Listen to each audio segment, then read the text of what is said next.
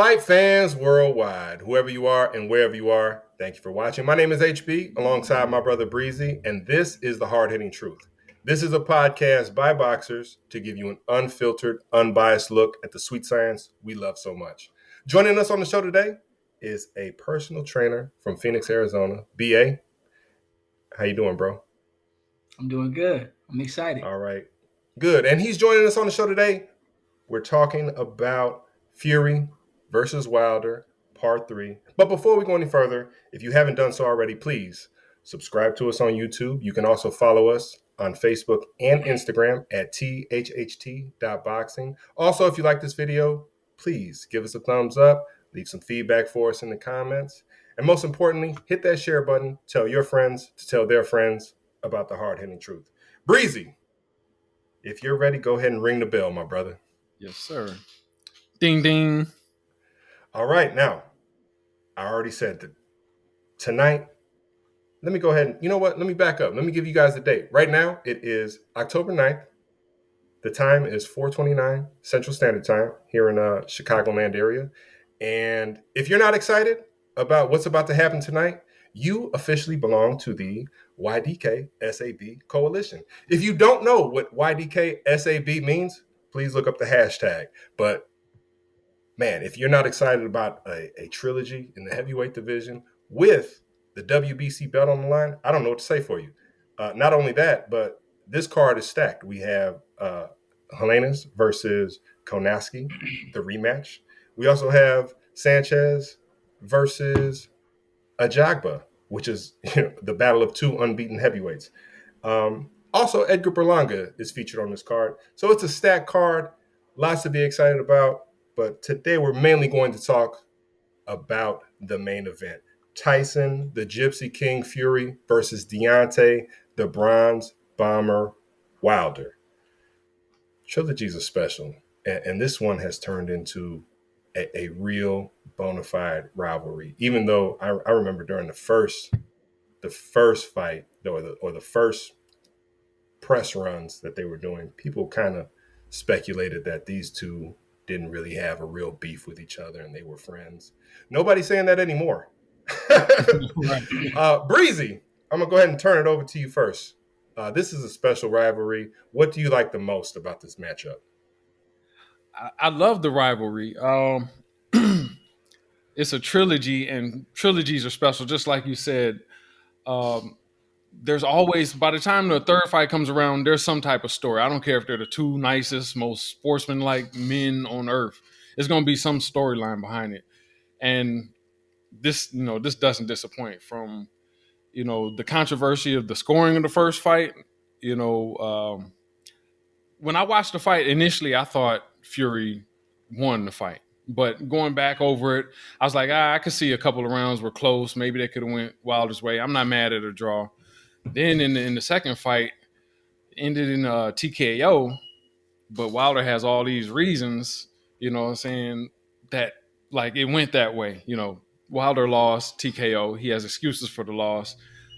Whether I'm not trying to go into whether any of them hold any weight or not. But so that created more controversy, and now then there was Fury supposed to be fighting Joshua. Then Wilder came in, swooped with his mandatory status, like, let me do this. So it's been a lot of trash talking, a lot of trash talking. Fury's been having me rolling all month long, pretty much. You know what I'm saying? And then also the transformation of Wilder, like we could see physically, he looks different. First fight, he was 212. Yeah. Right now, today or last night, he's 238. 38. Yep. I'm interested 238 to see the new Wilder, and not just because he put on muscle, mainly because I seen him training. He's training with a different purpose. At least that's what it looks like to me, and I'm excited to see. He says he's going to reintroduce himself. I'm ready to meet this new Wilder, so I can't get no more excited. Yes, sir. I agree with you, Breezy. There's some speculation out there, or there's some talks, I should say, that people kind of judge Wilder a lot unfairly at times, and they overlook his what boxing ability he does have, because he let's be real. Say that As again. boxers, you and me, Breezy, can just tell you, Wilder is more than just a right hand. If he was just a right hand, how could you land it without setting it up? And a perfect example of that is when he knocked out Luis Ortiz in the second fight that they had together. You don't catch a guy like Luis Ortiz, off. You don't catch him off guard just by accident. Wilder did a great job of setting that up with misdirection on his jab, caught him lacking, and cleaned his clock. You know, there's always the notion that It's a clock. Wilder doesn't. People are saying you can't teach an old dog new tricks. Wilder's not an old dog. He's a former champion. Yeah. Two, he's not old. So there, and when it comes down to boxing and training dogs, is totally different things. So Wilder, while he doesn't look super reinvented and totally different, I think he's done enough just to make it interesting. And I'm interested to see what he brings to the table tonight. In terms of his training, whether you want to say it's different training or whatever, I just think he's training with a newfound intensity. But and when you also touched on some of the excuses that have made headlines after the second fight. I have my own take on that, and I'll get to it a little bit later. But first, BA, what do you love the most about this matchup? Well, it's a classic matchup. You got the boxer versus the puncher. But in this case, we probably got the biggest puncher in boxing history. So it's like the puncher times 10. And everybody knows, come on, Fury, he's more skilled than Wilder. He's probably the best heavyweight in the game right now. But when you're messing with Wilder, like he said, you can be perfect. You got to be perfect the whole fight. He just got to be perfect for what he say, 1 second. That's it, and it's over. We've seen him beat boxers that are more skilled than him, Luis Ortiz, like you just brought up. So you got a problem when you in there with that man from Tuscaloosa, Alabama. You know what I mean? And people Right. keep saying, you can't, like you said, you can't teach an old dog new tricks. He really doesn't need to learn any new tricks, if you ask me. He just needs to do more things that he already knows how to do more consistently. I mean, we're probably gonna bring that up a little bit later, but we'll talk about it. But I think he's fine. Yeah, Come on, Wilder. He's like you say, he reinvented. He's probably got. I know he's a lot hungry because when you take that loss, a true champion, they bounce back, they bite down, they get back in training camp, they take things a little bit more serious, and they get back to their core of why they started boxing. So I think that's what Deontay Wilder has done. You know what I mean? And he ain't afraid of Fury. Let's get that straight. He ain't afraid of Fury. He's gonna take it to him. You know what I mean? So I'm excited. I'm a Deontay Wilder fan to the heart of me. I'm riding with him till the wheels fall off. So I think we got this thing in the bag. If we don't, it's gonna be a good fight. It's gonna look more like the first fight than the second. I can tell you that. You know what, BA? I could tell you're a true fan because of one word that you use. Breezy, do you know what the word is? The heart. He said, Was it we. heart? He said, we got it in the bag. We got this in the bag, baby. So let's talk cousin, about it. I'll give my take on it a little bit when it comes down to why I love this matchup so much. Well, it didn't start off as a real rivalry, but it is now, and I think it became a rivalry because let's rewind it, because here with the hard-hitting truth, context is very important. Back when Deontay Wilder first won his belt, the other champion that everybody wanted to see him match up with was Anthony Joshua. Deontay Wilder and Anthony Joshua tried to make it happen numerous times, and it kept falling apart. Tyson Fury beat Vladimir Klitschko. I want to say this was 2016. He beat Klitschko. Am I correct? I can tell. No, I want to say it was 15. It might have been 15. It might have been 15. So I believe November 2015. Fury beats Klitschko, gets the belt, and kind of falls off the face of the earth, unfortunately. We all know how that story went. And so he was kind of out of the picture, and Wilder was looking to face Anthony Joshua. And again, they tried numerous times to make it happen, kept falling apart. Then, all of a sudden, Fury starts making some noise um, on social media, saying he wants to get back in the game. And Wilder takes him up on that and gives him the opportunity to fight for the WBC championship. And Wilder did because Fury is the man who beat the man. He beat Vladimir Klitschko when Klitschko was on a hell of a tear making title defenses. Mm-hmm. So you have Wilder, who gave Fury this opportunity to come back into the limelight and return to championship form. They have their first fight. It ends in a draw, and one of the most entertaining 12th round of boxing that we've seen in a long time. And right after that, Fury signs the top rank to and they work out a deal to have the rematch. But first, they want Fury to have 2 fights and then face Wilder again. So Fury has 2 fights, Wilder has 2 fights, and then they meet again. So the first fight was December 2018. The second fight was February 2020, and then Fury outclassed Deontay Wilder.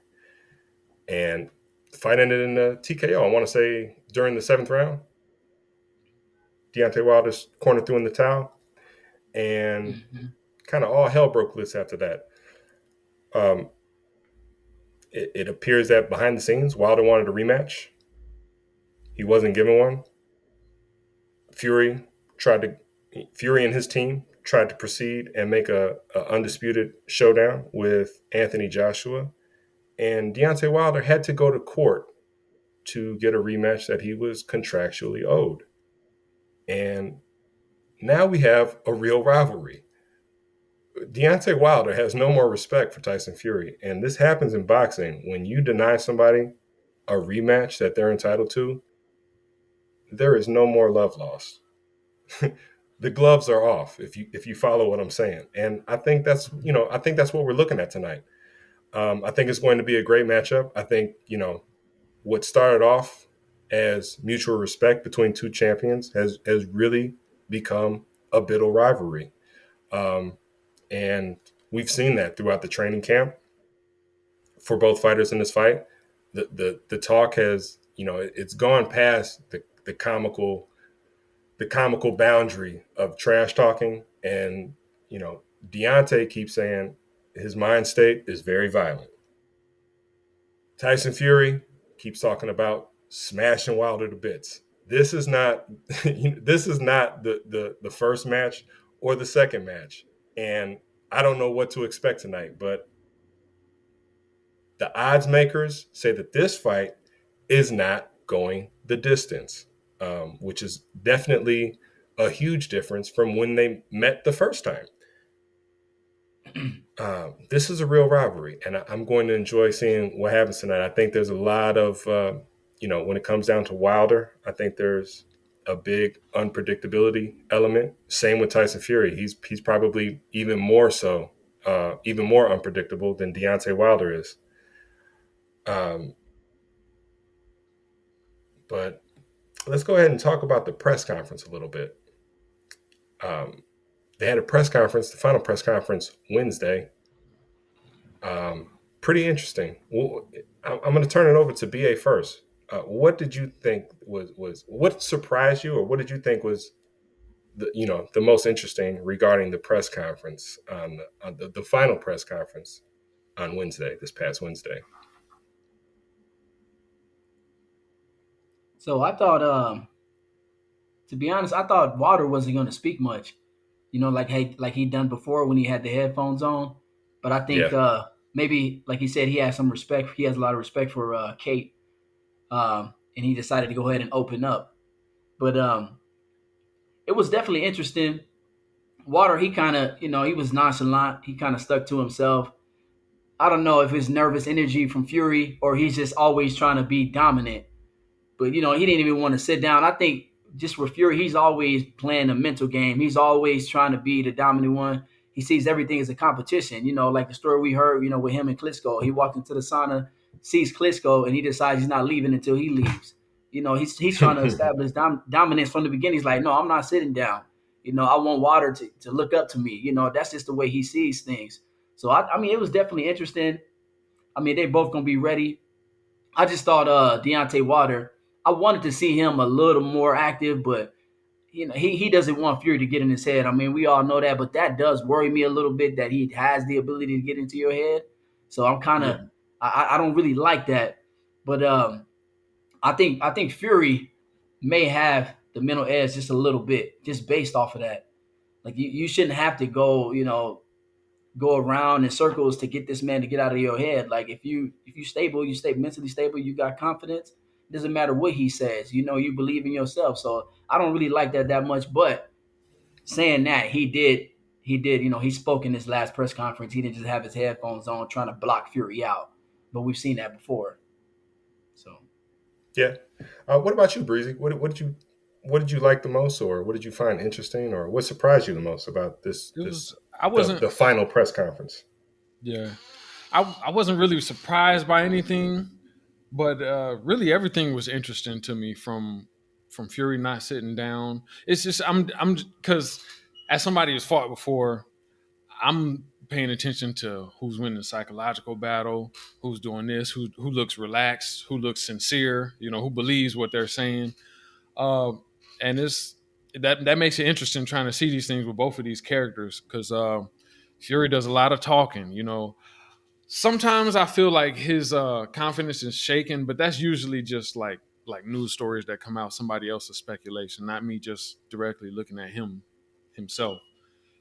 But I was I do like the Wilder I'm seeing. He's really trying to be calm, but I do feel like it's really difficult for him. Like he's trying he's hard. cool. He's trying. He didn't lose his Yeah. composure, but I feel like that took a lot of effort for him. You know, and he basically said it like his mind state, his heart is violent. It's violent right now, even though he's just being chill or he looks chill on the surface. So you definitely see all the tension between them on stage at the weigh-in, at the final press conference. Every time they're near each other, you Feel could it, just man. feel it. So Yeah. And that's you know I what? used to. Oh, go go ahead, ahead. BA.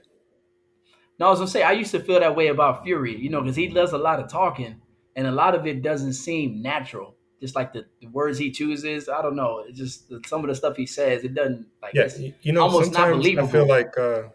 Sometimes I feel like Fury can't control the volume of his voice. Like Austin Powers when he got thawed out. You know It's what I just mean? it's Like comedic, man. it goes up, it He's goes funny. down. So I agree But with you in that respect, BA. Like I don't know how sincere some of the things he says out of his mouth, but that's the beauty of what he does in terms of playing mind games. but the thing is, I learned to believe what he says. After the first fight, I'm like, dude, this dude is all talk. Like we're gonna see when we get in there. And then, number two, he said exactly what he was gonna do, and he did it. So he is not Yeah. just full of jive. Like he means what he says. It might be comical, it might be funny, but he's coming there to do what he said he's gonna do. He Well, I means don't what he know. says. I don't know, BA, because he also said that he was going to come in another 20 At pounds 300 heavier than he pounds. did last time. Yeah, and nowhere close. He True. came in, what was it? That's a hard thing. That can be a difficult Four thing to pounds do. more, 5 pounds more than he did last time. 4 or 5. I think it was four Yeah. pounds heavier than he did last time. So that's He Right, also right, right. 16 pounds shy of what he said he yeah. was going to do. So, Right. Yeah, that can He be also um, difficult to said do, packing on all that weight. But I mean, just as far as like tactics, he said, hey, I'm not going to box this time. I'm bringing it right to him and I'm knocking him out. And that's what he yeah, did. and You he know what I did that. mean? I'm like, He did it woo. And last he time. did it in an impressive fashion. When the bell rang, he ran to Deion Water. I'm like, Yeah, what? I like that. Come on, man. I was confused. But in Yeah. the first fight, he was mostly on the back foot. There was times where he switched it up and he came forward. But Deontay Water was able to put him on his back foot. There wasn't much of that in the second fight. Yeah. Yeah. He also said he's like, I don't want to hurt Deontay Wilder. I just want to beat him in the boxing match. And then next time he talked, he's like, I see this ending with him severely damaged on the floor. So I'm Yeah. like, he's all Yeah. over the place. He's You all over know, the place. he's all over. He That's that just crack, talks so man. much. It can't all be facts. It can't all be facts. You know what I'm saying? But I ain't mad at him. It's good. You know what I'm saying? And BA, Yeah, did you say that's that crack? that's that cocaine is a hell of a drug. Did you hear Deontay Wilder call him a crackhead at the weigh-in? Man, I didn't hear him. I did not hear him. Man, yeah, it's been thrown around out there. We know yeah, his history. Man, you know, here's what I will say about the press conference that I thought was interesting, and it kind of echoes some of the sentiments that you had, Breezy. Bob Arum didn't let them do a face-off. yeah, yeah, Bob Arum didn't let them do a face-off, and if you heard it, he audibly said at the Yeah, press conference, "No no, face-off." And with the Bob smoke. Arum is Tyson Fury's promoter. He has nothing to do with Deontay Wilder, so that's Fury's team saying no face-off, and I found that to be interesting. Um, does Bob not trust Tyson Fury? This fight already got delayed once because of COVID, and I don't know if Exactly. I don't know if Bob Arum doesn't want there to be a face-off because he doesn't want any purse deductions or any cancellations. Las Vegas calling the fight off because there's some sort of wild brawl, Right. I should say, going down Interest. at the final press conference, or yeah. or like you said, Breezy, an injury that results from some sort of scuffle. But Bob Arum shut that down, and I found it to be Quickness. I found it to be very interesting because usually it's a formality, even with the opening press conference of Canelo and Caleb Plant that we just saw last month. Even with them having a heated exchange during their time at the podium, they still had a face off because it's a formality that you usually have at a press conference to appease the people that are in the room, take photos. And, again, press conferences are largely just a formality. You usually see, you know, Yeah.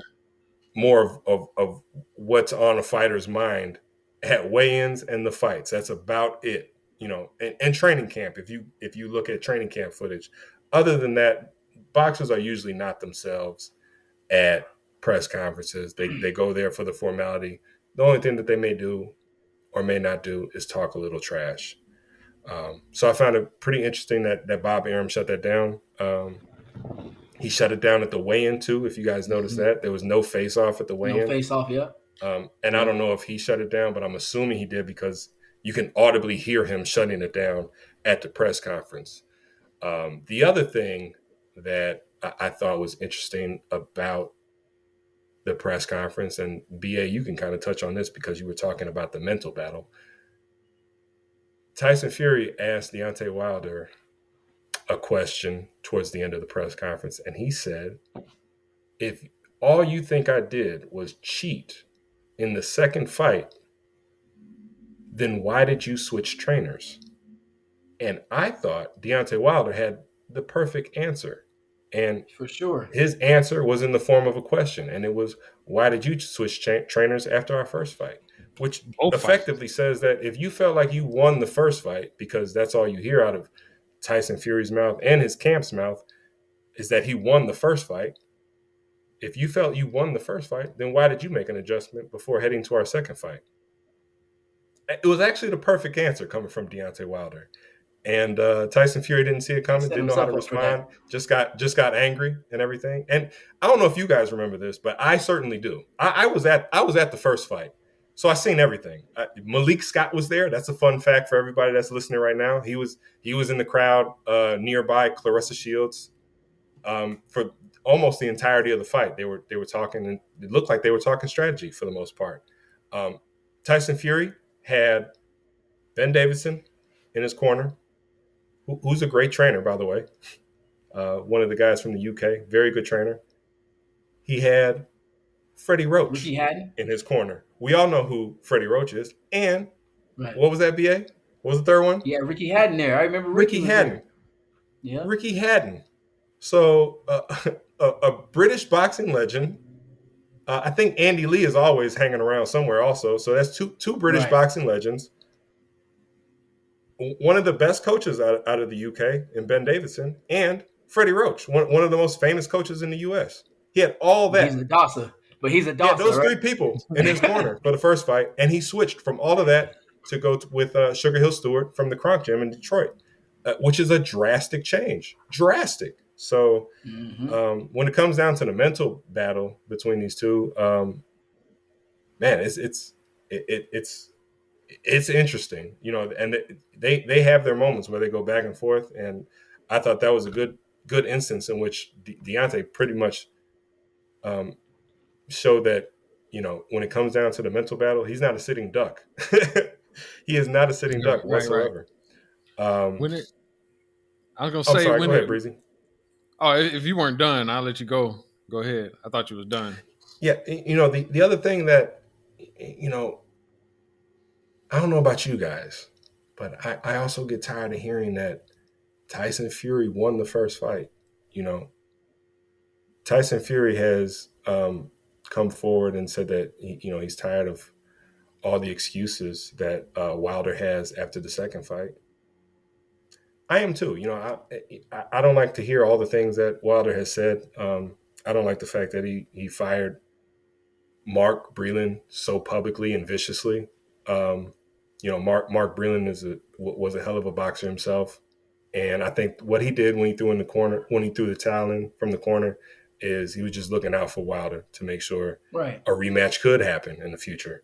Um, but just as much as I don't like hearing excuses from Wilder, I don't like hearing that Tyson Fury won the first fight. He didn't. There's an official record that he did. He did not win the first fight, and I'm tired of hearing that he won the first fight, that he severely outclassed Deontay Wilder in the first fight, Outboxed him, right?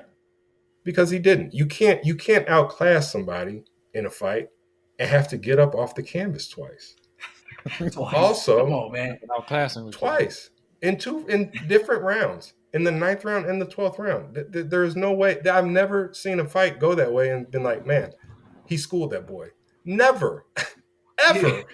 Uh, and if you look at the official punch stats on the fight, Fury only landed 13 more punches than Deontay Wilder. And let's We can talk about stop Good this. with. point. Go No, ahead, nobody BA. would have complained. Nobody would have complained if the referee stopped the fight. No. Nobody Oh would have yeah, complained if the referee waved that fight off. We see it all the that's true time. too. So you didn't No. outclass anybody. And let's be real. When he got up in the 12th round, he got up on shaky legs, and he leaned forward and put his arms on the ref's Yeah, shoulder he did. Yeah, he to did. regain his balance. Jack Veteran Reese did the tactic. right thing by wiping his gloves That boy off. Yeah, he did. What was that? Wax on, wax on. He got him off of him, said, and Mr. Miyagi. Tyson Fury Yeah, he got did. like he had one little. He took like one little misstep after that, but he had his balance after that. What if Jack Reese wasn't there for him to put his hands on his shoulder, that fight might have gotten waved off Yeah, man. easily. Um, yeah, so again, you can't get off the canvas twice and only land 13 more punches than your opponent and call it a masterclass. It's not. It's not. And for everybody listening out there, I'm that guy sitting behind that picnic table with a big sign on it that says "Change my mind." He did not school Deontay Just Wilder that stop. night. I'm Just sorry. stop, man. Just stop. Yeah.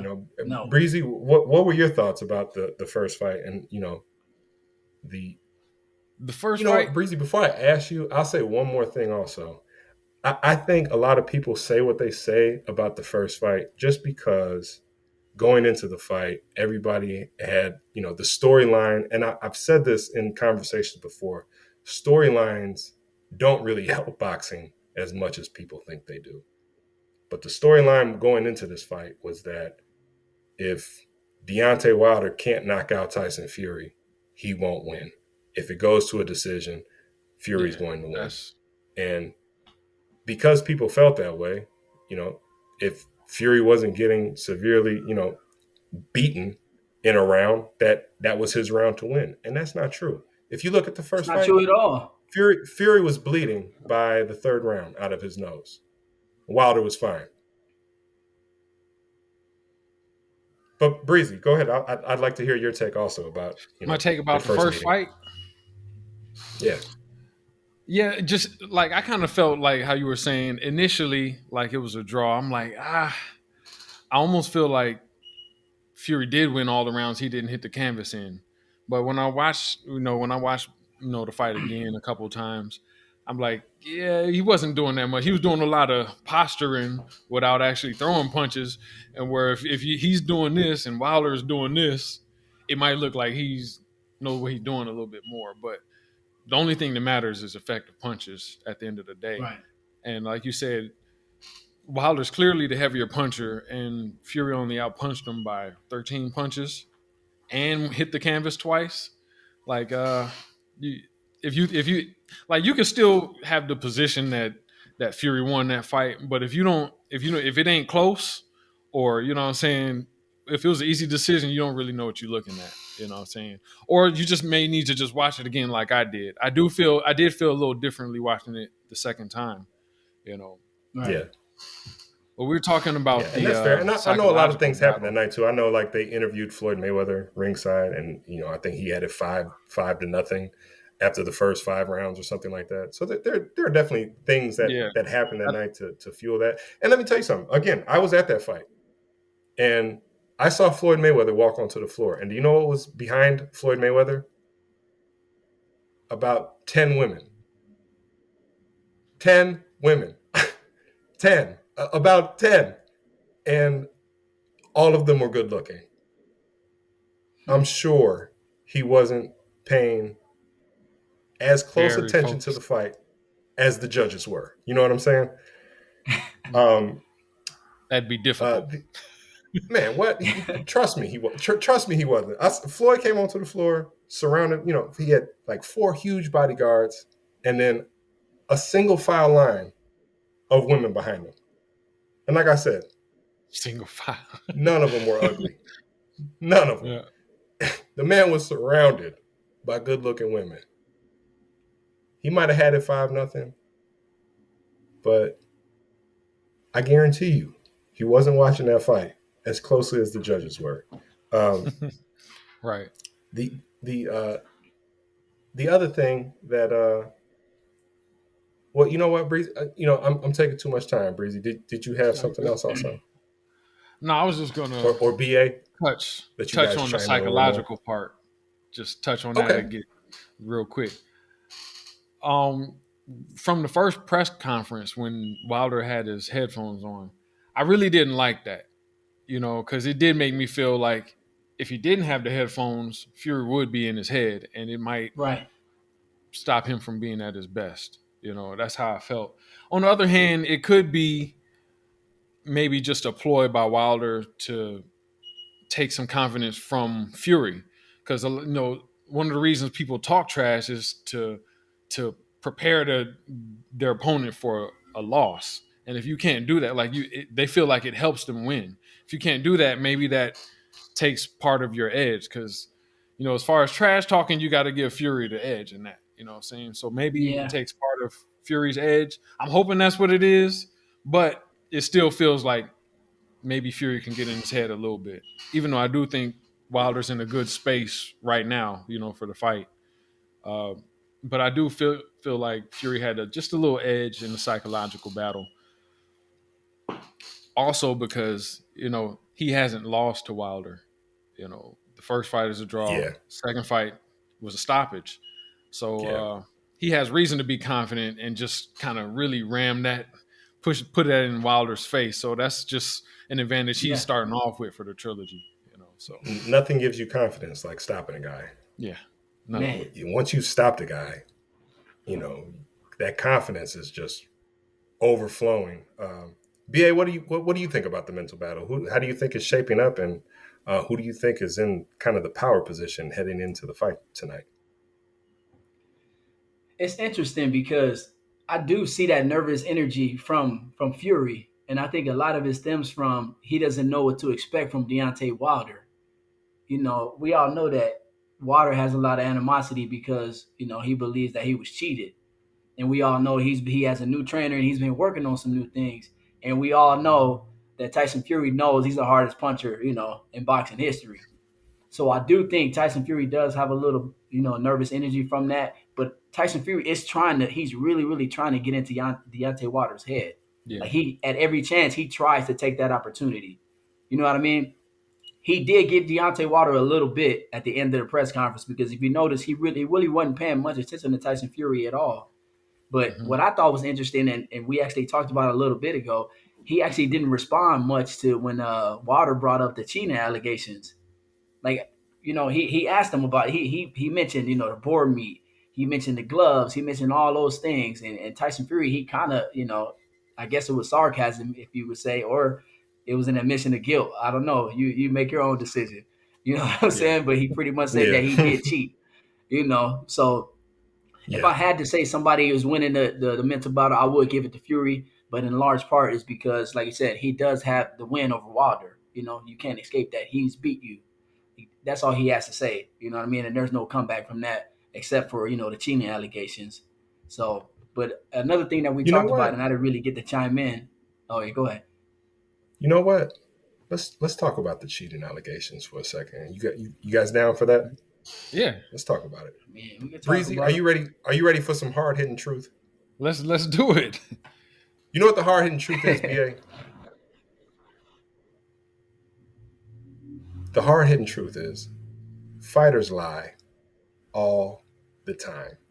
Uh, Let me take it back to my days fighting. Um, if I had any type of injury, any type of injury whatsoever, I'll tell you my hand hurts. I will tell you my hand hurts because hands hurting is almost a constant problem sometimes. You know what I mean? You hit a dude with a good shot. Craniums are hard, people. Very hard. Right. Very hard. It's like punching a brick sometimes. Um, so hand problems are constant. But if I did something like if I sprained my knee, I don't want people to know that. I don't want people to know that at all. And I'll just tell you my hand hurts. Fighters lie all the time. And when it comes down to the cheating allegations and this, that, and the third, um, do I think do I think that Wilder is convinced that Tyson Fury cheated the way he says he did? I don't. I think he likes to throw it out there, and I don't think he's completely convinced. Let's talk about the gloves. The gloves that Fury wore in the second fight were by a brand in Germany, if I'm not mistaken, called Paffin Sports. And just yesterday, they were looking at these gloves, Wilder's team, and they saw that it's got a layer of foam padding, and then underneath that, it has horsehair padding. And Team Wilder was not happy with the gloves, similar to the way Floyd Mayweather did not like Maidana's gloves in their first meeting, and Floyd made him wear Everlast Powerlock instead of Everlast MX, which has the same horsehair padding. The things that have been said about the gloves in terms of him cheating and doing this and doing that, listen, a lot of people who buy into that have never seen a pair or held a pair or put on a pair of professional fight gloves. I have. I've held a pair of those Everlast MX gloves, and let me tell you, they don't feel like any of the gloves that you would train in. The padding in them almost feels like putting on a whole lot of nothing over your hand wraps. And if those are the gloves that he wore and he felt like he was getting hit with egg weights and whatever, it could be because of the fact that maybe somebody from his team looked at the gloves and didn't really say anything or mention anything about it. And when it came down to the fight, he was kind of surprised at the way his gloves felt. In the first fight, I want to say Fury had on Everlast gloves, and I'm not sure if it was the MX um, brand of Everlast gloves, but it wasn't the Paffin gloves that he had on in the second fight. So, Fury made some adjustments, and maybe Wilder's team didn't catch up to it. And to make sense of it all, they want to, throw out allegations about removing padding and yada, yada, yada. And he had something else in the gloves. At the end of the day, when you look at Wilder's ring resume and Fury's ring resume, only one of those fighters have been deducted points in their career. So, do I think um, Fury cheated the way Wilder says he did? No. But Fury is more of a dirtier fighter than Deontay Wilder is. He's been deducted points Facts. for headbutting people, punching people behind the head, and other things. He got deducted a point in the second fight, which is something that people like to gloss over. You don't hear anybody mention that a lot, but he got deducted a point in that fight for hitting him behind the head, I believe. So Fury is a dirty fighter. Did he put, I don't know what he said, egg weights or whatever in the glove? No, probably not. But Most likely but did not. he do things to muck it up and make it a dirty fight? Hitting and holding, hitting behind the head, kidney shots. Of course he did. He does it a lot. Hey man, it's a fight. Out of 31 fights, Tyson Fury has had points deducted in 4 of them, and that's more than 10% of his fights have had point deductions. If you compare that to other sports, and you have a player in the NBA that gets a technical foul in 10% of the games he plays, he's a dirty player. You know what I mean? People are going to call him a cheater. So Well I said. think that's where the allegations of cheating come from. It comes from the fact that Fury's a dirty fighter. He employs dirty tactics. It is what it is. Bernard Hopkins is one of my favorite fighters, and Bernard Hopkins used to do, we call He's them the veteran master. moves. For The sure. master. He would almost give clinics on how to pull it off. Um, the other thing that Fury does, slap boxing, and that's created a stir. And people say that his gloves aren't all the way on. He's a slap boxer. It's not legal. You can't open hand strike anybody. You can't hit anybody with the heel of your hand. You can't do any of that stuff by the rules of boxing, but Fury does it, and he's been getting away with it. That's that's cheating in a way, but not the way that Wilder's team is making it out to be. So I think these allegations have some basis in truth, but I think they're way off. Breezy, I'll turn it over to you.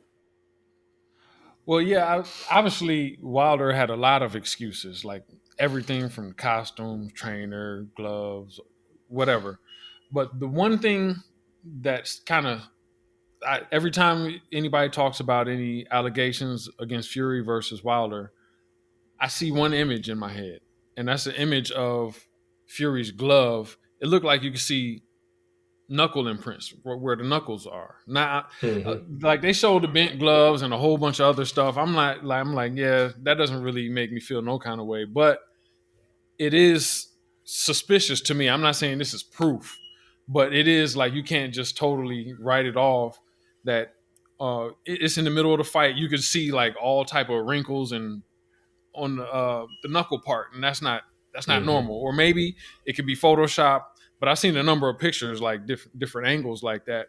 It could be a conspiracy. I don't know. You never know what these Oh, people are Breezy, I doing. think is real. You saw you saw Wilder's team examining the gloves, the brand new glove. There were like 3 pair of brand new Pathin sports gloves. They look exactly like the ones he used in the last fight, and they already look Right. wrinkled. They're brand new. Yeah, That's the way those I gloves mean, are. but when he has it on, I never seen the gloves while being worn. Not be especially around this part. This is the part where Right. it's the Or most bend, tight right there. all the way 90 And bent. degrees. So like I'm not talking like in the corners where it's bent, but just like a long part that's supposed to be flat. I Right. never seen it not flat before. You know what I'm saying? Yeah. And it was clearly like rippled. So I'm like, I don't know if the light is weird or what, you know what I'm saying? But I I, Bro, I he's could see cheating. something Just say it, going on man. there. I could see something going on there. It doesn't mean that it was actually knuckles. It could have been something saw. I don't know, but I never seen it like that, and that's a red flag to me. But it's not really proof. But so that's really the only thing I think about as far as all those allegations, as far as his suit and the water and all that. It really doesn't mean much to me. But one more thing, I didn't like how he claim disloyalty for Mark Breland. I do think Mark Yeah. Breland did the right thing in the second fight. I don't think that how whatever Wilder felt towards Breland because of that fight. I disagree with that, but I do agree with him getting a new trainer, but for a different reason. So Right. there's that. Yeah. What about So you, that's BA? all Yeah. I What feel. I mean, me personally, just like a lot of people out there, I get tired of hearing about all the cheating allegations getting brought up. Um, because like I said, I feel like they're rooted in truth, but they're way off. The way the accusations come out, they're way off. And then of course, you know, nobody wants to hear Excuses. all of Yeah. these excuses from a former Right. champion. It just is what it is. I don't like hearing it. Yeah. Most fans don't. So They I get that definitely can't also. all But be true, like for sure. they Right. can't Right. all be true. Yeah. Yeah, Tyson Fury couldn't have had his team poison his water. Um, pay off Breland to throw in the towel, remove padding, put an egg weight in. All those other things. It's, they're just wild excuses. The real thing is though is that after Fury had Wilder hurt by that shot that dropped him, he kept going to that side of the head, and he kept looping his shot, hoping that Deontay would turn again and get hit in the back of the head again. So I think he was targeting the back of his head and his ear, and you can't do that. You can't target the back of somebody's head in boxing. Yeah. That's cheating, and I believe he got deducted a point for it. So Yeah. there are things to say about Tyson Fury when it comes to the issue of cheating, but I don't know. The gloves, like I Wait, said, I if gotta you say if something. oh, go ahead, I Breezy. gotta say something now because if I don't remember exactly what the point, like you said, where he got deducted a point for, but if it is hitting, behind the ear, really deducting a point is not enough. If it goes to the decision, it makes a difference. But if it doesn't, you can It that doesn't. that can be the reason why you stop somebody. You know what I'm saying? Because I've Yeah, been hit, like For sure. watching it when the first one that landed knocked him down, hit behind the ear.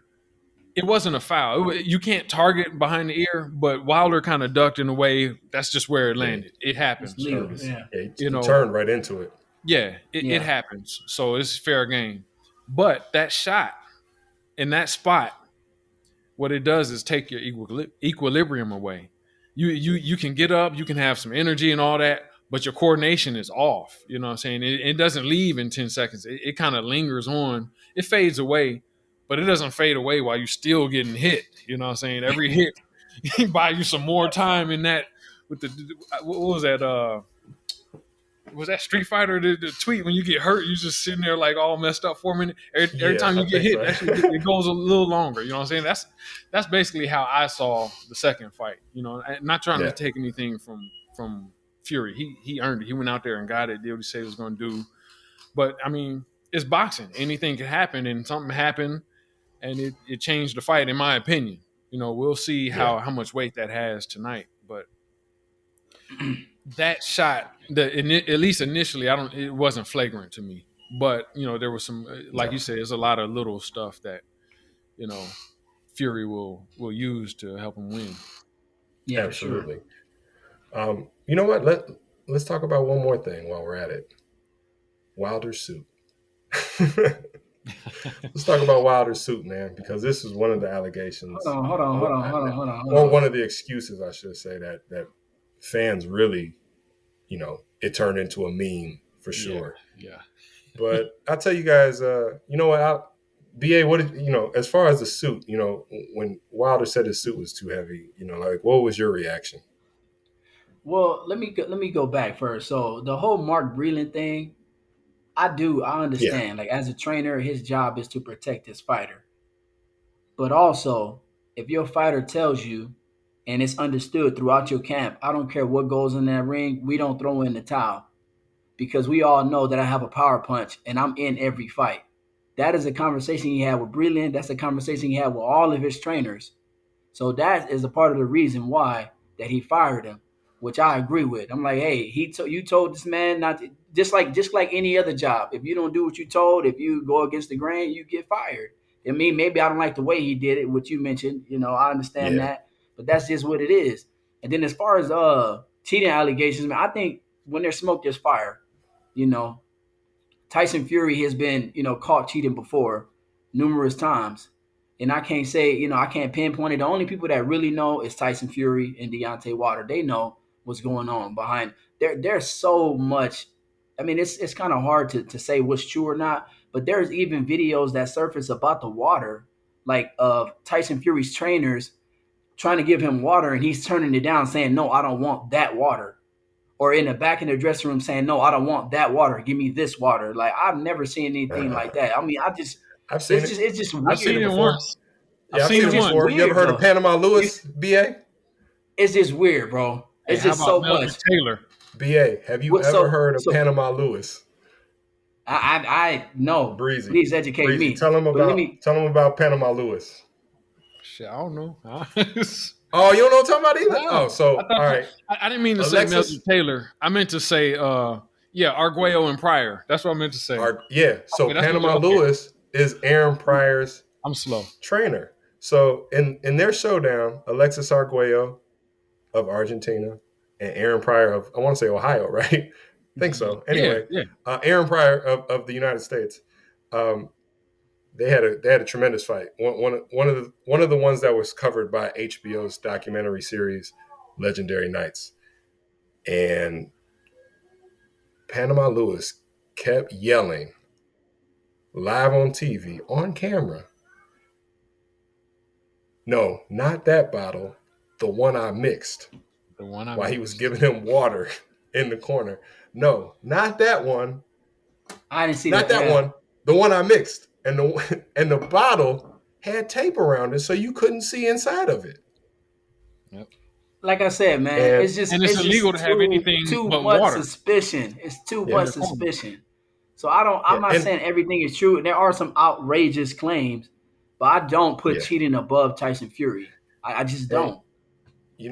I don't either. And I could also say, since Fury is so unpredictable, he could have just been doing that just to be doing that, saying not that water, this water, just to play mind games all the time. You never This know. is You during the never know fight. with This him. is during the fight. This is I before know. any allegations. You never know. You never know. Yeah. If he knows there's camera, when the cameras are on, Tyson Fury turns it on and gets into He character. So you does. just never He's a know with that character. guy. He is a character for sure. I'm with you. I'm not giving him the benefit of the doubt. I'm just I saying we definitely never not. know. You never know with this guy. He's super Right, unpredictable, and it's and then something to admire about him. But it's also something that if you're in Wilder's team, something that you don't like about the guy. Yeah. Yeah, right, and it's then a as far huge as the concern. costume, a lot of that was taken out of context. I talked about it last time. So in the back, and that actually leads to a lot of the reason why Wilder wore the headphones. It wasn't only, what we assumed that, he didn't want Fury to get in his head. A lot of it was because he didn't want to talk to the media. A lot of it stemmed from that as well. Because what he Yeah, said was, and this is right from his mouth, is that they took it out of context when he talked about the suit. He didn't say he lost because the suit was too heavy. He said he knew something was wrong when his suit was heavy. He said that his suit was heavy to him and he felt weak. He didn't use that as an excuse for losing, but he was so mad about the fact that they took that out of context and them saying, "Oh, you know what, his suit was heavy and that's what made his legs weak." That's not what he said. He said he knew there was a problem. He knew things were bad. That when the suit was heavy to him, you know what I mean. And when he took it off, he took his mask off. He just felt weak. He felt drained.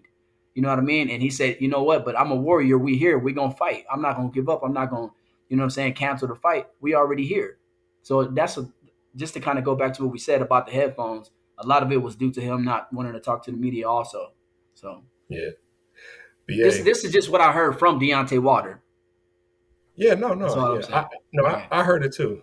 BA, you ready for the hard hitting truth again? You remember what I Give it said the to me. hard hitting truth is? Give it The to hard me. hitting truth is fighters lie all the time. Deontay Wilder too. And Yeah, for I think sure. that he brought up the suit because I think he had a pre-existing, leg injury going into the fight that he didn't talk You about. think so? I think It's so. possible. The reason why I say that is because as soon as the fight started, I looked at Deontay Wilder and I said he looks a little slower than he usually does on his feet. He looks a little slower, a little more sluggish than he usually does on his feet. And when he said the thing about the suit, that he felt exhausted after it came off, it solidified my belief that maybe he had some sort of pre-existing injury to one of his legs before the Could be. fight. Before the fight, and this is something that I usually don't see with Deontay Wilder warming up in his locker room. He was getting one of his hamstrings stretched out I hours remember that. before the fight, and it looked like they were only stretching the one leg. for extended periods of time. And I found that to be interesting because we're talking about long before him suiting up. He was still in his warm up, no tape on his hands yet, and they're still stretching that leg. So, as an athlete looking at things, if you stretch that early before a fight, you're usually stretching by yourself just Something's to going stay on. loose. You're not getting There's something stretched going on. out by your trainers that early before the fight. So when I saw that, I thought it was suspicious, and I'm not surprised that the fight played out the way it did, with him looking a little more sluggish on his legs. And in addition to him taking that shot behind the head and bleeding out of the ear, on top of what I think may have already happened with some sort of leg injury, it was a wrap. I mean, I don't blame Breland for throwing in the towel at that point. If everything that I'm thinking is true, Breland had to throw in the towel, because when you got your fighter bleeding out of the ear, there's no you don't know where that You don't blood know is what's coming going from. on. Yeah, You don't you know. don't You know don't if know it's a what's going broken on. eardrum or Yeah. something worse than that. So I don't blame Breland, but I do. Brain, yeah. And I don't blame Yeah. Deontay Wilder for making a change in his camp, but I Um, do disagree with the way he did it so publicly and viciously. You know what I mean? publicly, right? I can definitely agree to that. About the how you brought up the point how they were stretching him for extended periods. A lot of a lot of people in boxing know this, but surprisingly, a lot of people don't know this. A lot of trainers. You ever see somebody like it's a tough fight, one of them war of attrition type fights, and they're in the Hmm. corner rubbing the legs down, massaging the legs? That's a bad Hmm. idea. It's It not a makes good them thing. flat. It takes your Yeah, energy. You know what I'm saying? It's almost like body punches. It has the effect of that on your legs. You don't massage your yeah. legs, and overstretching can have a similar effect. Like track and field is one of my loves. When we had a meet on Saturday, we were banned from getting a massage after Wednesday. We couldn't get a Hmm. massage Wednesday and after until after the track meet. It's because that if you run in 100 meters, that tenth of a second, that can mean the difference between first and fifth place. You know what I'm saying? It makes a difference. Hmm. It might not be, oh, you don't have no energy. You might have some energy, but it might leave a little faster than it normally would. So that could be another thing too. Like Another he did say he felt drained from the another Costco. point too was BA, he had weight gain from the first and the second fight. Yeah, I, one second, BA. Before you talk about that, also just to hit on your point, Breezy, Emmanuel Stewart cursed out Thomas the yeah, Hitman Hearns' entourage for giving him a massage and rubbing his shoulders and whatnot before he faced Marvin Hagler. So what you're saying is very true, mm, and it's been documented in boxing history. You're not supposed to get a massage because it loosens up your muscle when you want your muscles to be tense and ready to fire. So I just wanted to it's a add good that point. into the end of your point. Yeah, but go ahead, BA. I'm sorry to interrupt you. No, I was just saying the difference from fight one and fight two was Wilder's weight as well. I mean, obviously, he's packed on more muscle now, but at the time he was weighing what 225 or something like that for the second fight. When he came in the first 231, fight, 231, around 212 or something, 212 to 231. yeah, 213, 230, 212 and a half, 230. I think. Yeah, to Yeah, Right, and then 231. he came in that second fight. He packed on a little more muscle, so he was noticeably slower in that second fight, and it definitely could have had to do with that. That could have had something to do with it also. yeah. So, Yeah, like I said, I can't confirm or deny anything, but I'm just not going, like I said, give Fury the benefit of the doubt. You know what I'm saying? Because he is a known yeah, cheater, He and I don't do deserve believe it. he'll do what it takes. He's gonna do what it takes to win. It just is what it yeah, is. That's what I believe. Yeah, yeah. Yeah, and all boxers do. When you're in the ring, you do whatever you can to win. If you go outside the rules, I mean, it's done all the time. I don't Hitting know and about holding, that. it's See, I done don't know all about the that. time. BA. Well, Everybody, here's the thing. every fighter has an instant where they do something outside the rules all the time. yeah. And you could No, say they like do. the They do. intention isn't Here's there, here's a, here's the but thing. hitting and Here's the thing holding with is me. definitely you got to intend to hold and hit them while you're doing it, and it's not within the rules. So that's Yeah. every fighter does something like that. It just Everybody's is gonna what do it it is. to a certain extent. To a certain extent. And just to Yeah, go back to to a what we certain mentioned, extent. like I'm not going Tyson to Fury like has gone complain. past that extent. Right. I'm not Definitely. going to complain Yeah, about what Tyson Fury does in the ring as far as hitting them behind the head, leaning on them. putting them in chokeholds. I'm not going to complain about that because you in the ring as well. And if you want to You get got to dirty, man, handle you that. match his energy. You know what I'm saying? I'm not going to complain Yes. about that. You're not going to hear me say nothing about that. Hit him low if you got to. Hit him, give him an elbow. Like, don't let this dude just rough you up and beat you up. So you're not going to hear me say nothing about that. Now, when it comes to gloves and things like that, that's a little different. But you in the ring with him and he's using dirty tactics. So that's why I was mad at what I'm like, bro, why you just accepting it? Like, get him off of you. You know what I'm saying? Hit him Yeah. low Yeah. if you got to, bro. Yeah. That was Yeah. pissing me That's off, all right. man. One other thing that has been bothering me about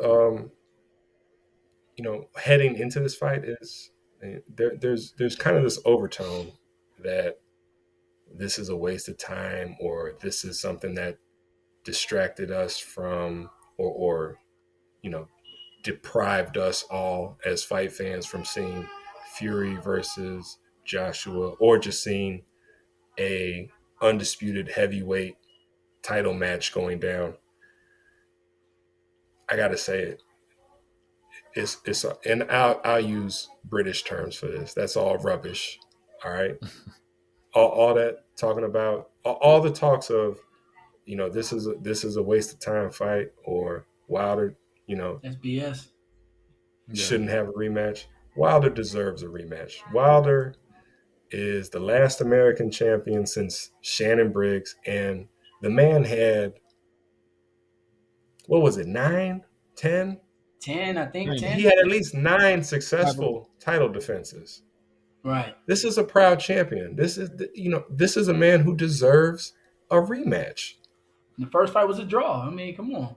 Tyson Fury is a 2-time champion and has never. This is his first title defense tonight.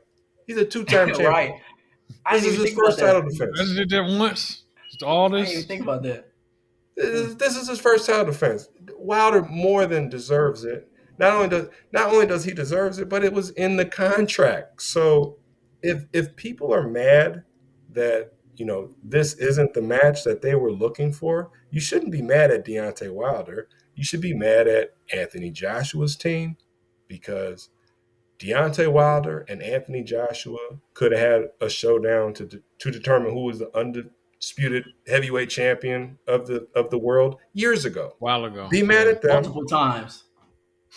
And then the second person you need to be mad at is Tyson Fury and his team, Top Rank.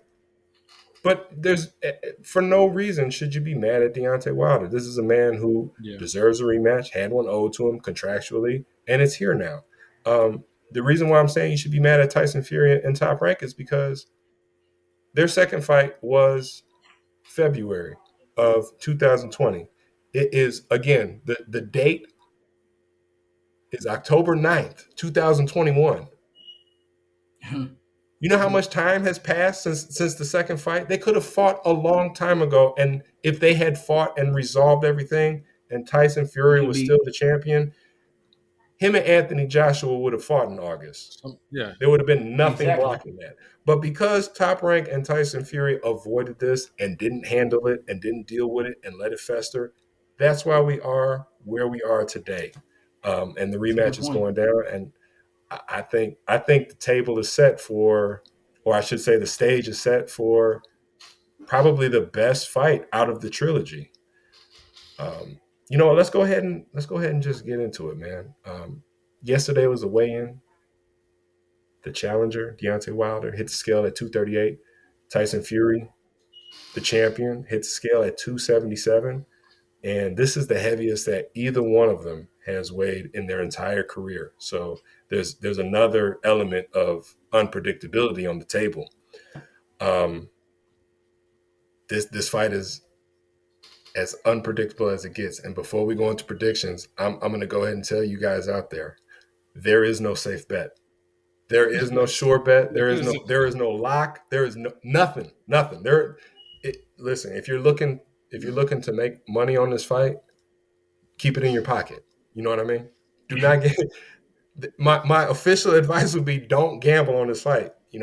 Gambling, it's not a bet. It's definitely a gamble. Either way you put the money.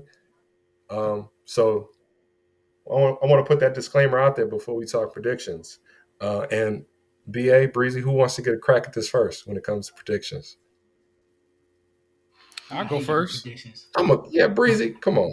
Let's I'll see go let's see first what the because I champ has to just say. What you got, Breezy? it's my nature. I might ramble for a little bit, but I want Hey, everybody watching. I want y'all to understand how hard this is. Not just for me, but I'm weighing a whole lot of variables to try to come up with a prediction. You know, there's so much. Like on the surface, on paper, you might like let's say you never heard of Wilder or Fury, and the trilogy's happening. You just do a little research. You might think, okay, Wilder dropped him a couple times in the first fight, and it still ended in a draw. So obviously Fury won more rounds. Then Fury, in most people's card, I think, won every round in the rematch in which he stopped him. And then now they're having a third fight. It might seem like an easy choice to just go with Fury. But like I said, there's a whole lot of variables. Number one being Wilder's power. And it ain't just the right hand. It ain't just the right hand. It's so much more than that. It's also left hook and a jab too. You know what I'm saying? And it's more than that. Wilder actually has patience. He can set it up. Like he does get wild in moments. He don't just fight wild. He got his moments where he get a little wild, but normally he's very kind of calculated until it's time to unleash, and he will unleash on you. You know when he gets you going. Secondly, the change of trainers. We don't know what differences it's going to make. And I want to touch on before when I said I'm waiting to see the new Wilder. I don't expect to see like a whole new boxer, but I think these little minor adjustments can have major impact on the fight.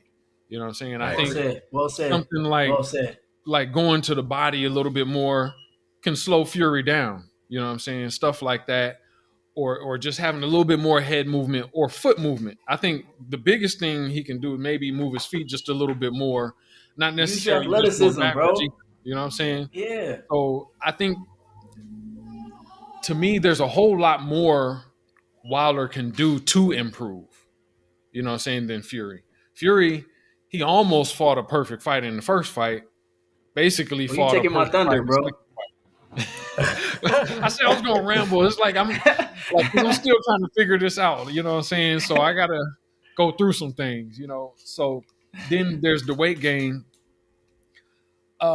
Maybe like I said, I think Wilder got hurt in the second fight early, and he just didn't really recover. You know what I'm saying? I don't think we didn't get to see what kind of stamina he was really going to have, or what kind of he from the third round on he spent just in survival mode. So that Yeah. was all. That fight was won earlier than it ended, basically. Yeah. So I can't really say how much that weight gain from 212 to 231 affected him, but now he's at 238, and he looks good in training.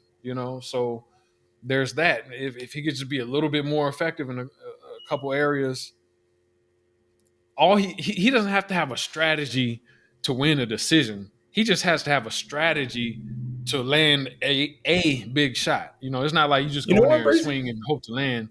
You can set him up 3 rounds in advance. You know what I'm saying? You know what, Breezy? You used one of my favorite words, man. Strategy. So you know what? Before you give your prediction, let's do this.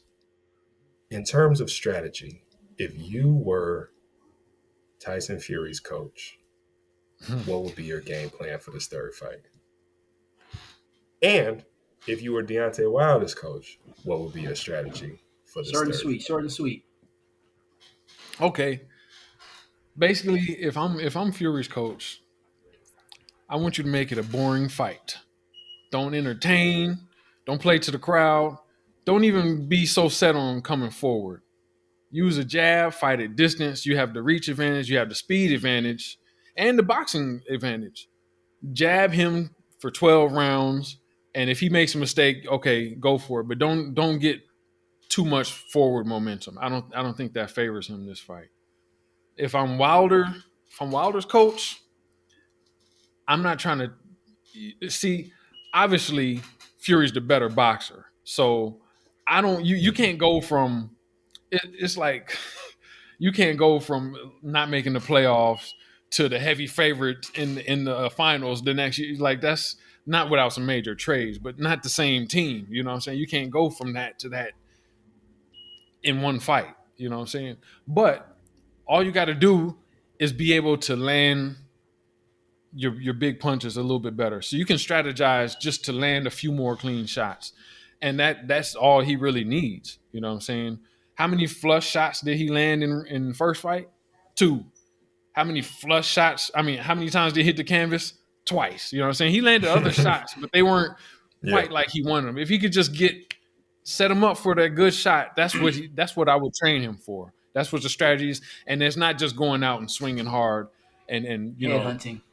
that's what he expects. That's what everybody expects. You don't hit a good boxer, especially somebody with that size and that awkwardness with just one good throwing a shot.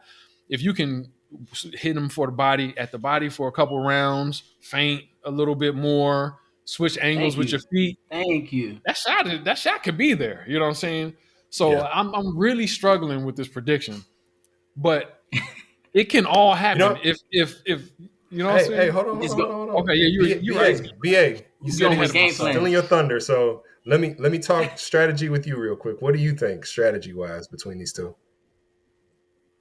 So if I'm Fury, so I actually like what you said because I agree with that. He should use his boxing skills, but I think he should take a little page out of Sean Porter's book. You know what I mean? He Hmm. should, you know what I mean, use his weight, oppose his will on Yeah, Deontay Waters, similar to what he did in the second fight, but then and also in times of the fight, box him like he did in the first fight.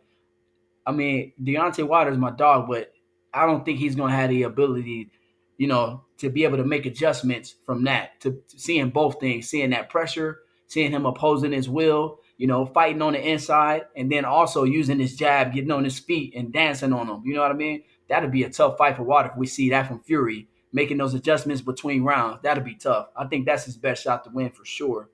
Um, if I'm Wilder, like I said, he doesn't do it. He doesn't need to do anything crazy. Number one, stop head hunting. You are not. We've seen so many times. I mean, yeah, you landed some good punches, but stop head hunting. Your right hand is going to be there. The power is going to be there. Focus on your jab. Keep using your jab. Throw that jab until your arm falls off to the body, upstairs. You know what I'm saying? And he needs to feint. He needs to use feints. Another thing he needs to do, throw some combinations, man. Throw the two off the jab, throw the hook after it. You know what I'm saying? Change your levels. That's what he needs to do. And the thing about Deontay Wilder that sets him apart is his athleticism. He's freakishly athletic and he has speed. He needs to use his speed and his athleticism against Fury. Fury is slow, man. He's 10 times faster than Fury. Like, get around that ring. I mean, slow just as far as, his feet when it comes yeah, to Deontay Wilder. Yeah, He foot can't speed. move around that ring. He can't move around the ring as fast as Water can. But those Yeah. those are the adjustments I would make with Water. Feints, use that jab, some combination punches when you have the opportunity, and don't let this man be dirty with you. That's a big one too. Don't let him just abuse you in that ring, put you in chokeholds, hitting you behind the head. Man, you got to respond. So that's how I feel. That's my take. I like that. I like that a lot, BA, especially coming from a non-practitioner, man. I like that. But Yes, hey, sir. BA again, he's real one of the shit. I mean, finest facts. personal trainers in Phoenix, Arizona. So if you're out there, look him up because obviously the man knows a little bit about athletics. So for me Yeah, yeah, personally, yeah. when it comes down to strategy, I agree with you, BA, and Breezy when it comes to Tyson Fury, and I agree more so with you, BA, because I would say that mixing it up between boxing off your back foot Oh, that'd be and throwing that dangerous. jab out there is going to lead to more successful moments if you go from that to putting pressure on in spots as opposed to fighting off your back foot for a majority of the time or coming forward for a majority of the time. I think if you do a good 50-50 mix, I think that's what's in your best interest for the fight. Um, I think I think he is successful when he is able to bull rush Deontay Wilder and get him on the ropes. So I think a lot of Mm-hmm. what Tyson Fury does in the ring should be in an attempt to get Deontay Wilder to the ropes because Get that's him where on the he back has foot. his most successful Yeah. moments. Hmm. When it comes to Deontay Wilder, it's actually fairly simple for me, and it's go to the body more. Fury has great head movement, but like we said, or like you said, BA, um, foot speed compared to Deontay Wilder is a little behind. His hand speed is fine. I was definitely going to His cut hand you speed is off when good. you were Yeah. I talking was about like, speed. I was going to say, whoa. Right now, his hand Fury's speed got is good good. hand speed. Yeah. So they both got good hand speed, but Deontay Wilder definitely has faster feet. We didn't see it in the second fight, At all. um, yep. but we definitely saw it in the first fight and in a lot of other Deontay Wilder fights. His foot speed is pretty good. He just doesn't get a lot of credit because he's got those skinny legs, and people are too busy Yeah, making right. fun of them That to could realize, matter. yeah, Not it that his doesn't legs are matter. skinny, but how people perceive it just because his legs are skinny. People look at his legs and they're missing the point. Like people think, oh man, this guy is, like he shouldn't be boxing. Like but when I look at his legs and I look at what he's accomplished in the sport, it makes it readily apparent to me that this guy is a freak of nature. And having Special, seen man. both of these guys in person, they are both two freaks of nature. Tyson For Fury sure. is huge. Deontay Wilder is about 2 inches shorter than him. Um, Tyson Fury has a head like a Rottweiler. It's huge. It's like, you know what I mean? It's like Stewie from That boy Family was born Guy. to fight. He was born to fight, man. And that's why his Right. head movement is the way it is, because his head is huge. It's like it's like Stewie from Family Guy. I'm not making this up. Um, he's got huge, freakishly freak of nature hands. It looks like if he Yeah. put his hand in front of his face, it'd be longer than his face by like 4 inches. And that's why I don't buy into all the conspiracies about Fury's gloves, because I've seen him in person and his hands are huge. Like it could, like the first fight with his hands, they saying that his gloves weren't all the way his gloves weren't all the way on. It could really be something as simple as Everlast makes 10-ounce regular and 10-ounce extra large, and they could have messed up his order and just had regulars there instead of the extra large. You just never know. You never know what goes on behind the scenes in boxing. And knowing that this dude has freakishly huge hands, you just never know. Wilder, the adjustment is real easy. Go to the body Go to with the your right body. hand. One of the things that made him very successful against Tyson Fury in both fights is him starting off with a jab to the body, Man, breaking up thank Fury's you. momentum with the jab up top. And Wilder did a great job of it. But in the first fight, during He the wasn't consistent second though. half of the fight, he didn't do it anymore. He didn't jab as much He to the wasn't body consistent with it. in the Yep. second half of the first fight because he was headhunting, and he eventually Yep. found those shots that he was looking for in the second half of the fight and scored 2 knockdowns. Yes, sir. In this trilogy fight, if he keeps that jab to the body out there, and he also finds moments to chop in that right hand to the body, Oh I my think God, that's all he needs to do. Aside from Yeah. move, bro. if Wilder uses more head movement and Yeah. just Just a little bit. throws just more head movement, because that's the big problem with Wilder is Yeah. his head movement or lack thereof, or like we discussed in the He just second stands fight, there stiff. he turned into that shot and got clocked behind the ear, and that comes from poor head movement. So Right. if his head movement is refined, because it looks like they've been working on that a lot in camp with Malik Scott, if that's refined and he just shoots an occasional right hand to the body, let me tell you why that's important. Every big right hand that Deontay Wilder threw that didn't land it, Tyson Fury ducked underneath it. So Everyone. if you set it up where you're going upstairs, let's say you start off with your right hand upstairs and you get him ducking underneath it and you get him used to that rhythm. As soon as you decide to go to the body with it, he might just run into it. He might duck down and run into that shot, and it's lights out. It's If over. he starts off with the right hand to the body and then brings it upstairs, bringing that right hand to the body typically will do one thing, and it will kill that opponent's head movement as much, because they're like, I don't need to move my head as much because he's going to my body. You can't move your head and step back from body shots at the same time. That's why it's Right. so important to mix up your attack, Exactly. and go body, head, body in boxing. If Deontay Wilder starts off with that right hand to the body, he can slow down that head movement on Tyson Fury. And then when he brings it upstairs, he has a greater chance of landing that big right hand shot that he's looking for. So I think the adjustment for Deontay Wilder is a little more simple. And when it comes down to Tyson Fury, I see that, you know, he definitely has to implore a lot more strategy. But the good thing is he's better at doing that than Deontay Wilder is. That's the problem. Yeah, he can make those adjustments. Yeah. So having spoken strategy, now let's go back to predictions. Breezy, Oh yeah. who wins and how? Where was I?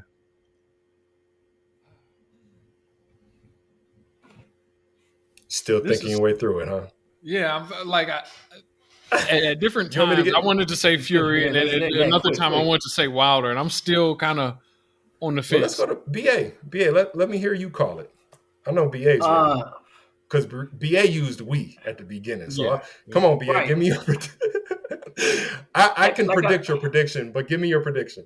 right. You know, the thing is, you know, with this, you know, I'm going with my heart, man. We already know, you know, Fury's a more skilled fighter, but I'm riding with Water until the wheels fall off. Once the wheels fall off, we're Okay. gonna put them right back on, and we still rolling. So, you know, I don't know if it's, you know, 10th round KO, you know, decision. It's gonna be hard, you know, like you said earlier. They got those preconceived notions already about Deontay Wilder. If he's not knocking you out, he loses the round. It's hard to get that decision, but I think he can do it. So, but I'm gonna stick with a 10th round KO to the body. 10th round. Okay. Are you going to the body? To the KO to body. the body. To the Ooh. body. I think he can fold Fury to the body, man. You want to see a brand new Wilder, huh? Man, For real. to I the don't know if body. I've ever seen Wilder He drop hasn't. anybody on a body. He hasn't? Oh, okay. He doesn't go to the Okay. body like that. That's the I'm problem. not gonna say he can't Okay. though. That's for sure. Well, hey, I'm gonna say this, BA. You got Wilder by 10th round knockout. And if he scores a body shot, knock down or knockout, I'm gonna just give you some extra credit, man. Breezy, what Man, about that'd be you? crazy. What do you have, Okay. Man, this is it's really tough. Once again, I want y'all to appreciate how much of a back and forth this is for me. But I want to make sure that I'm not, I'm rooting for Wilder, flat out. That's who I want to win, and I'm just trying to make Right. sure my heart is not affecting my mind right now. But Yeah. I really do feel, and it's kind of the same thing I said in all three fights. Fury's the better boxer, but I don't know if he's going to avoid that power for 12 rounds. He didn't exactly do that in the first one, and then the second one didn't go 12 rounds. Now we got a fresh start. They coming in fresh. I don't feel like yeah, he's the better boxer, but I don't feel like he's really gonna stay box the perfect fight for every second of every round. And I can see a 10th round. I could see a stoppage in any round. To be honest with you, I'm not even gonna call a round. I'm just gonna say a stoppage by Wilder in a hard fought fight. Okay. And that means it's my turn. All right. Yeah. It's a tough prediction. This is tough, Breezy. I'm not gonna lie to you. And I would hate to have that panel that all sides with one guy. We've got it all wrong. Wow. And I'm we going all- my heart, so it is what it is. And the other guy wins. So Yeah. let me say this. And everything I say I'm gonna explain. What I think Tyson Fury is extremely weary of Deontay Wilder's power. Mm-hmm. And why do I say that? I say that because he got hit with it in the first fight. And after he got hit with it, and there was supposed to be a rematch, they spoke in the ring right away about doing a rematch, doing it again. Instead of having an immediate rematch, they both had 2 fights in between. And do you guys remember who Tyson Fury's opponents were? Otto Wallin. Wallin? What he fought? Wallin? Yeah. Otto Wallin and Otto V. who's Wallin, the other and he one? fought And Oh, I know it was that guy that was piecing Okay, him up, man. What was his name? that was Otto Wallin Yeah, I was that like, was piecing him Valim up and That was gave him the Wally cut. not piecing him piecing him up. up. That was the one that Wallin gave I him gave the him remember cut. the who Okay, cut. I don't remember the other one. I don't remember the other You one. don't do I have remember to, the other one. do I need to Breezy, look do it you up? remember the other one? Nah, I can't. Not off No. top. And Deontay Wilder also fought two people. Who did he fight? He Well, fought I know he Ortiz. fought Ortiz He And and who fought. else? Brazil. Oh, you know, He no, and he fought. Brazil. Yeah, he did fight. Yeah, Brazil. Yeah, you're right. Now, do you see how we can name Deontay Wilder's opponents, but we have trouble naming at Yeah, least one of Tyson Fury's We didn't know who opponents? they were. good point. Well, the other guy was, I believe his name was Tom Schwarz, I think Yeah, from that's right. Germany. Schwartz. There you go. There you go. Have you do you have you Nope. read any headlines of him fighting since then? Yeah, No, I haven't. You know, let's not be shy to say it. I haven't. You probably know, won't either. he wasn't a dangerous opponent then. I don't know how dangerous he is of an opponent now, at least to the top tier heavyweights.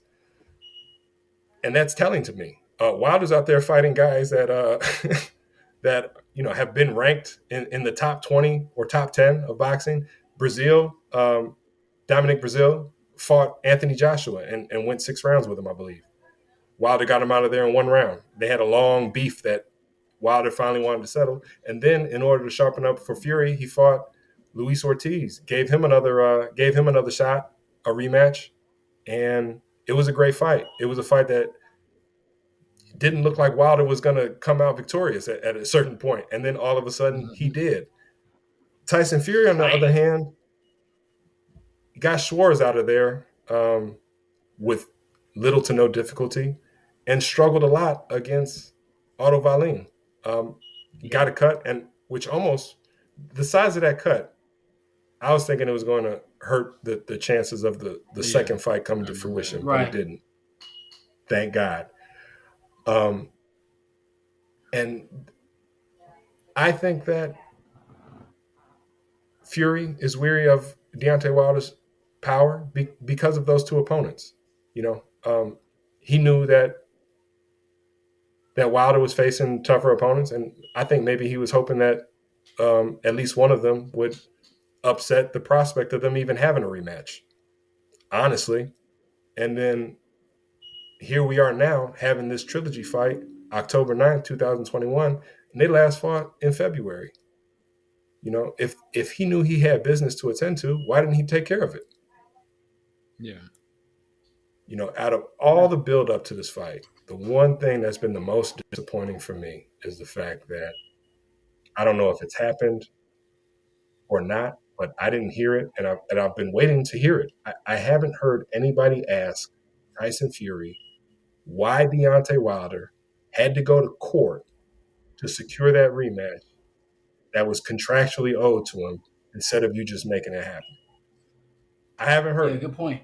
I haven't heard it from anybody, and I've been searching for it. I've been searching to see if anybody has asked him that ever since this was announced that he'd be facing Wilder instead of Anthony Joshua. I haven't heard anybody ask him that question, and I've been searching for it. I've been searching for, did anybody ask him that yet? Nope.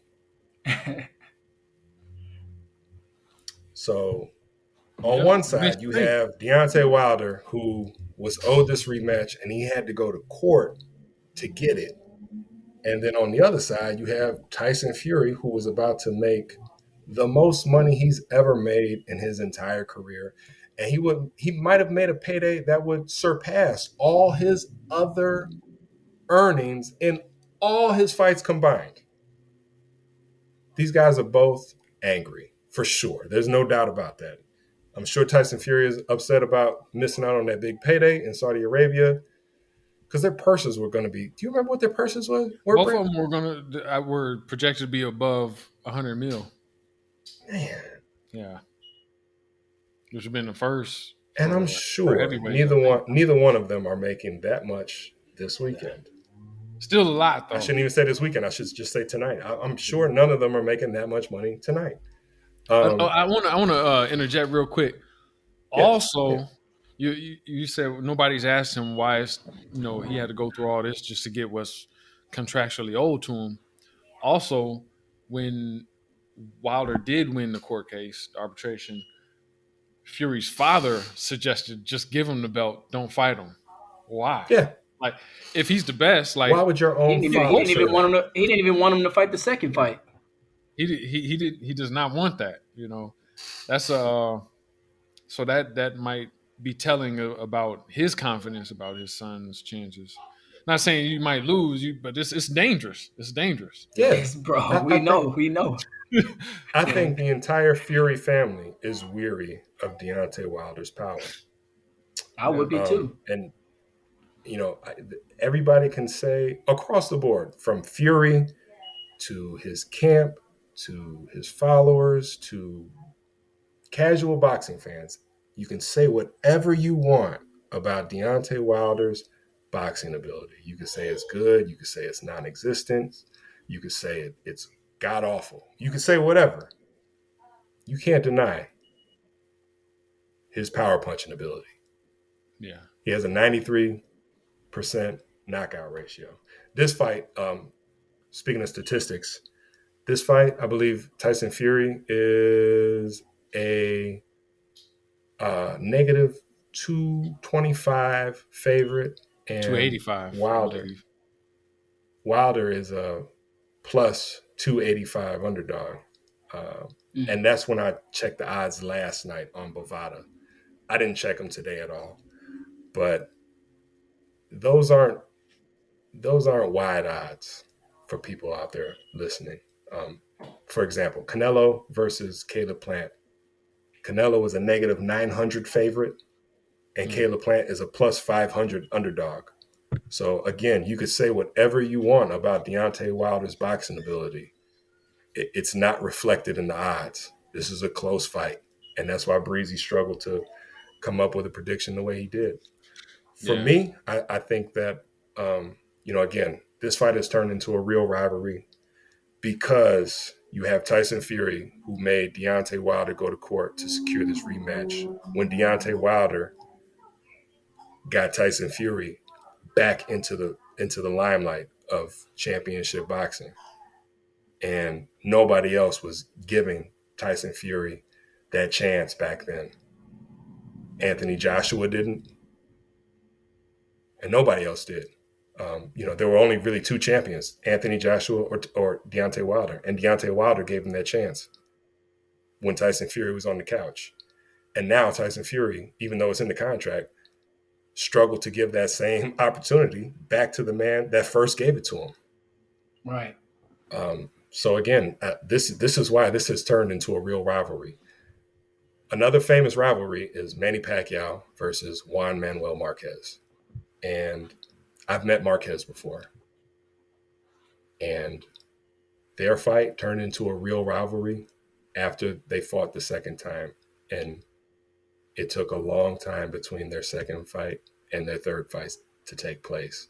Yeah. And that's when Marquez's estimation or opinion of Manny Pacquiao started to turn sour and fester. I think the same thing is happening here with Wilder and Fury. Wilder really doesn't like Fury. And what's your prediction, man? They're both angry. I think Fury has the better ability to harness that anger into pugilism. But I think Deontay is far angrier. He trying to kill you. I think Deontay is far angrier, and I'm going with Deontay Wilder. Deontay Wilder, I mean, being angrier doesn't mean that somebody's going to win the fight, for everybody listening out there. But when we talk about Deontay Wilder and his 93% knockout ratio, it might serve him well. And he's added on 25 pounds of muscle since their first match. He looks good in training camp. He's using more head movement. I agree with what has been said already. I don't think Deontay needs to reinvent himself. I just think he needs to refine things. And Malik Scott was vocal about that being the game plan. So I think they're in the right state mentally. I think Tyson Fury and his camp, they're all over the place. They're busy playing mind games and doing this and doing that and saying one thing and doing another. And it's good. I mean, it's organized chaos from Tyson Fury. I think Tyson Fury is one of those people that runs on organized chaos. Manny Pacquiao was kind of the same way. That's why he always had, he had his own basketball team. He had movies. He had an album in the Philippines, believe it or not. So Manny Pacquiao was always into doing some different things, and that's one of the things that helped fuel him. I think Tyson Fury is the same thing, but again, I think that they're very weary of Deontay Wilder's power, and I think Wilder might come into the ring with even more power tonight, training the way he's been training. I think what he needed was a change in terms of his training regimen, and I think I've seen that from him. I agree. So I'm going for Deontay Wilder. Like I said, I hate to be that panel that all picks one guy, but I know, huh? You said knockout I'm win. say this Did again. you say win? Did you say I win? didn't say knockout, but I will say knockout. You said you're going I'll Wilder. say knockout. Oh, okay. You do. Okay. I'm going Wilder. I was gonna say, so you officially, think he's gonna knock him down a few times if you're not picking the knockout? No, I'm picking the knockout. Oh, okay. I mean, that's the way Deontay Wilder knows how to win. You know what I mean? He doesn't fight for points. he doesn't, and that works against him, and it has worked against him part of the problem with Tyson sometimes. Fury, namely. Yeah. But it's worked to his advantage far more times than it has worked against him. Didn't work against him. They've only weathered the storm once. Yeah. Twice. Yeah. Well, yeah, twice. Yeah. Really just once. Because he had to get up twice in the first fight. Yeah. What's the Vern? He weathered it. But there was a hell of a storm. Twice. You know what I mean? Yeah. So Stavern went to decision with him. Yeah, that first one. Yeah, he didn't do it the second time though. Yeah, man, that's for sure. Devastating. That's when that boy hopped, wasn't it? Yeah. So again, for everybody that's listening out there, if I had some official advice to give you, it's don't bet on this one. You don't have to waste a whole bunch of time making predictions like we just did. Fights like this are best when you just go in and watch the fight to see what happens. This is one of those fights. This is a 50-50 fight. It could go either way. It could easily go boxing, Tyson Fury's way, Mm-hmm. and it could easily go Deontay Wilder's way. Even though it sounds ridiculous for me to say it could easily go Deontay Wilder's way, it can. For sure. Tyson Fury has been dropped by a cruiserweight in Steve Cunningham. And I guarantee you that Steve Cunningham didn't have the same type of power or doesn't have the same type of power that Deontay Wilder has. Wilder's the most powerful puncher in the division, and that's always going to mean something. Even if Wilder loses this fight, I heard Tyson Fury saying that if he loses, he should just retire and work at a fast food restaurant, which is ridiculous. If Wilder, even at his age, I want to say he's 35 and Tyson Fury is 33. 35. Even at his age, he's got a lot more to go, and he's got a lot. Yeah, they heavyweights, man. Still face in the division. He hasn't faced Anthony Joshua yet. That would still be a big fight. And there's stuff to do, definitely. And once again, heavyweights can last a lot longer. Win. And of course, again, Wilder could most certainly win tonight. And guess what? If he does that, I don't think fight fans out there should expect a rematch anytime soon, based on what we've seen between the second fight and this third fight going down tonight. Yeah. But a rematch would be due if Wilder. Yeah, I was going to say that.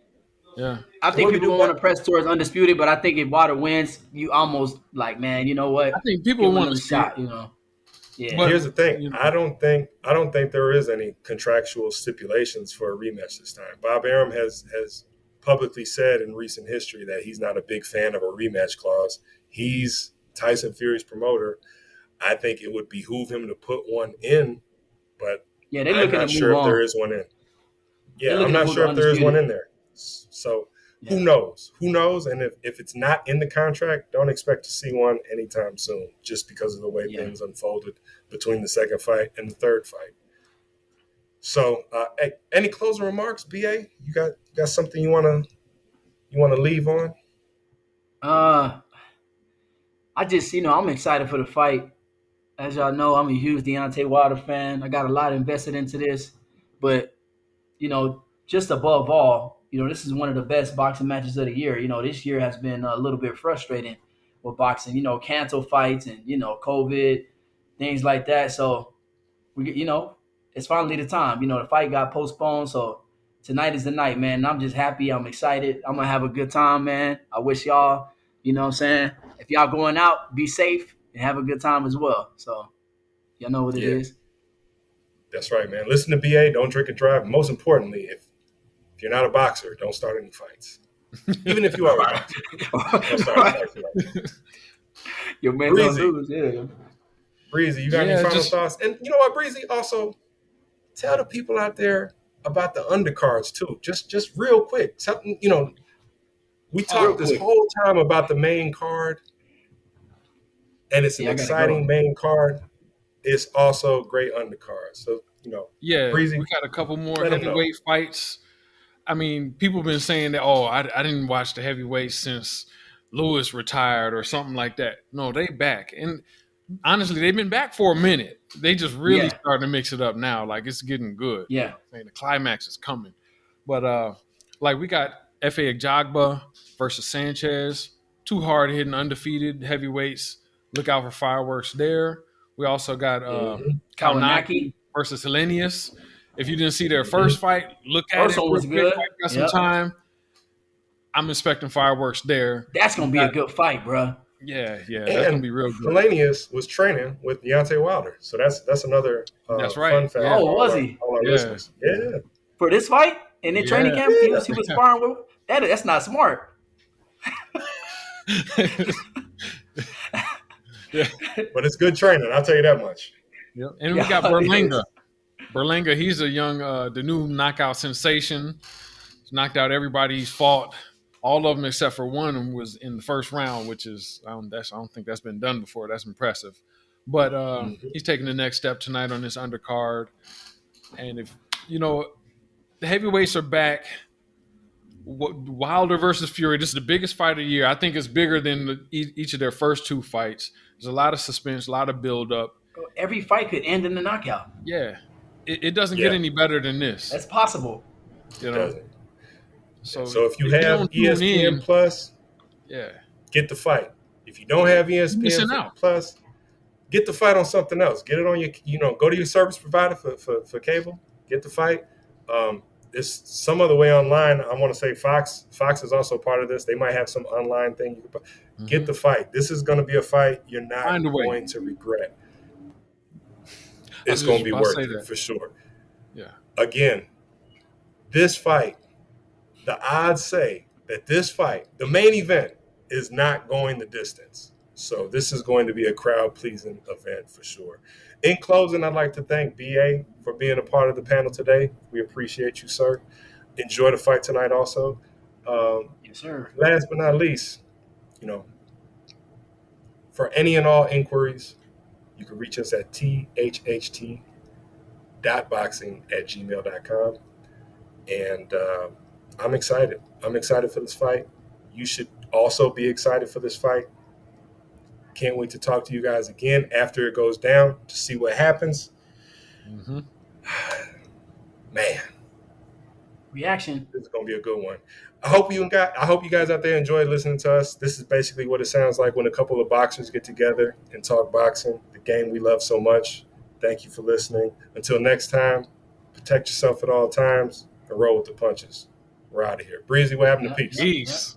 There it is.